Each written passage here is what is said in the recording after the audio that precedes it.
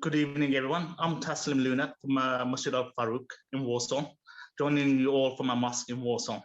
The West Midlands has always been a region of sanctuary to refugees and welcome to immigrants. Both have played a massive role in its development, as my grandfather came to the UK and settled in Walsall in 1953. Today, we all represent the rich mix of different communities living side by side in our towns and cities. Friends and neighbors who continue to look after each other despite so many forces out there trying to divide us. Ladies and gentlemen, there are many people who have been working tirelessly to uphold our nation's long-standing tradition of sanctuary, striving always to remind us that refugees are still welcome. Please may I invite you all to Rabbi Margaret to introduce the first of our two short films which act as that reminder. Thank you very much, Tasleem, and thank you for inviting me to talk. I'm Rabbi Margaret from Birmingham, Synagogue, where the Citizen Sanctuary campaign was first launched in Birmingham. This week, we mark two very sad anniversaries. 1 year since the first lockdown for the pandemic, and 10 years of the war in Syria, which caused so many refugees to have to flee. So time falls quickly into context and helps us to relate to the important issues we face today. And 95 years ago, last October, my father was born in Berlin.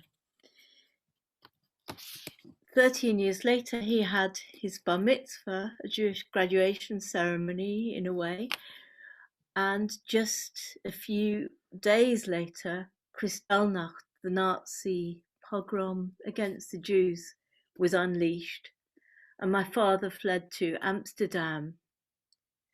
2 years later, just before Amsterdam was invaded by the Nazis, a wonderful woman called Trude Weissmuller commissioned a boat and took all the refugees from the orphanage there onto the boat, and it sailed to Britain, where it had to wait to find out if the children would be allowed to enter Britain as refugees.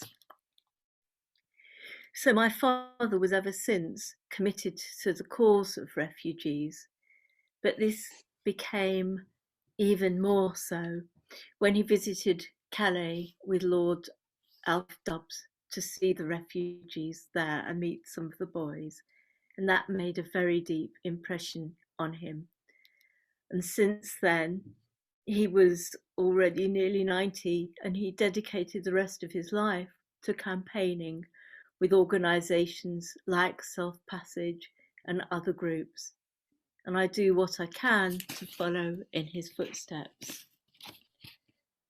The film Harry and Ahmed, which we're about to see, shows us how Harry and a Syrian boy called Ahmed found safety through dangerous and unrecognised groups. And so I'm appalled at the proposed legislation that was announced yesterday, which made a distinction between recognised and unrecognised routes and proposes penalised the unrecognised routes, because by their very nature, asylum seekers and refugees are forced to take unrecognised and dangerous routes for safety, because so many routes are closed to them. And had the legislation been in place, neither Harry nor Ahmed would have found safety.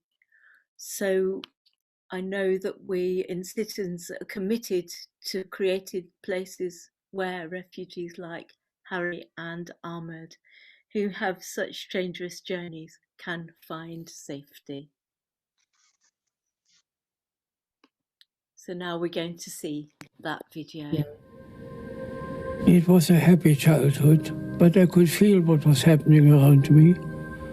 One morning I woke up, the shops had been ransacked, all the windows were smashed, and my school had been burned.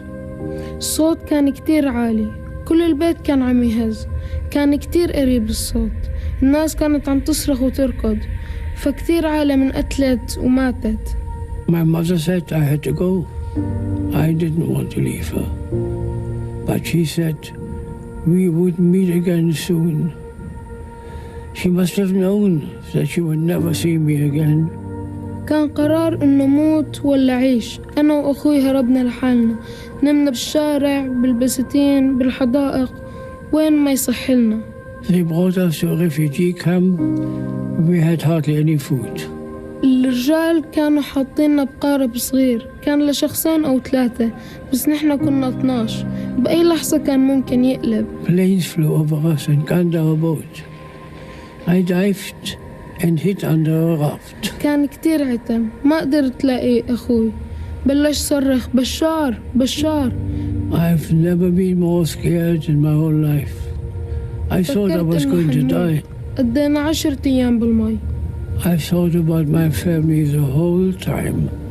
أكتر شيء اشتقت له هو أمي. We were waiting to know our fate.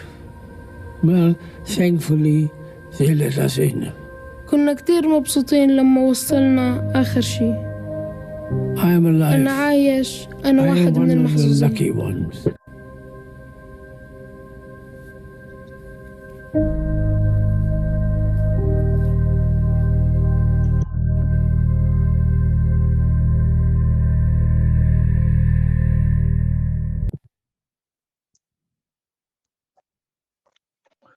Thank you for sharing that powerful video of your dear late father, Rabbi Harry Jacobi, and the young Ahmad. Such a powerful video that was. We do walk in the shadows of giants and must honor their dedication to action by being spurred on to act ourselves. Our elders, those first immigrants from India in the 1950s, settled in Walsall and founded a community organization which went on to build our mosque. Not just a place of worship and religious learning, but an epicenter for supporting neighbors and those most in need in our community. We decided to honor the legacy of our elders by deciding to sponsor a refugee family by establishing Walsall's first community sponsorship project. It was exactly a year ago, amidst the start of the lockdown, that our local congregation raised £9,000 in funds needed to launch our application to resettle a family from a refugee camp. We have the support of our local council and have submitted our application to the Home Office, as we are delighted to hear the news further to Citizens UK National Summit back in December on refugees welcome with Home Office Minister Chris Phelps. The government has restarted community sponsorship flights. We share this excitement with the rest of the West Midlands network of community sponsorship projects, and in particular, fellow Citizen UK members, KSIMC Birmingham. Please allow us to invite you to action by warming your heart with this wonderful short film on their journey to community sponsorship.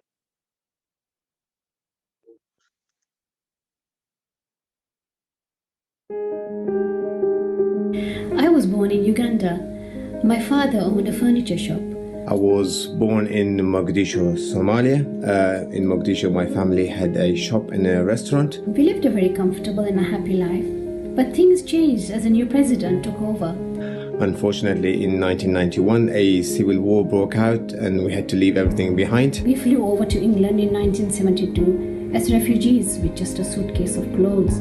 We lived in Arusha until 1999. In 1999, we came to UK and we were accepted as refugees. We were looked after very well indeed. We were given shelter, we were given food. Over here, I finished my education starting from secondary. As refugees, I can only say that it wasn't easy.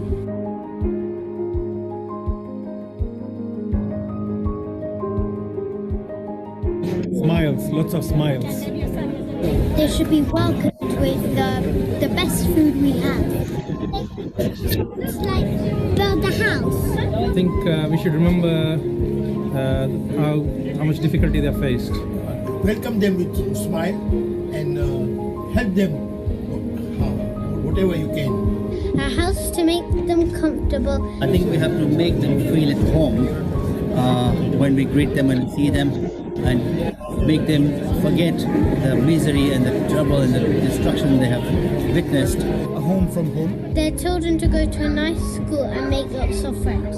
I think the most important thing we can do is give them the tools to be able to achieve what they dream of achieving for themselves. Now I'm a qualified pharmacist and have been for the past 5 years. We managed to educate our 3 children who have now settled quite well.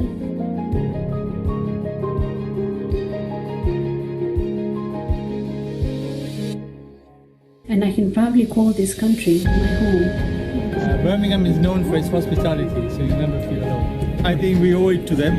We were refugees once. I think it would be lovely to make them feel welcome. Welcome to Birmingham. You've got the best community in England. Welcome to Birmingham, the best biryani in Europe. And I'm trying my level best to do as much as I can for the community. Alhamdulillah, now due to the help that we received as refugees, I am able to support myself, my family, and inshallah help educate my daughter and make sure that I give back what I received. Ahsant. Thank you.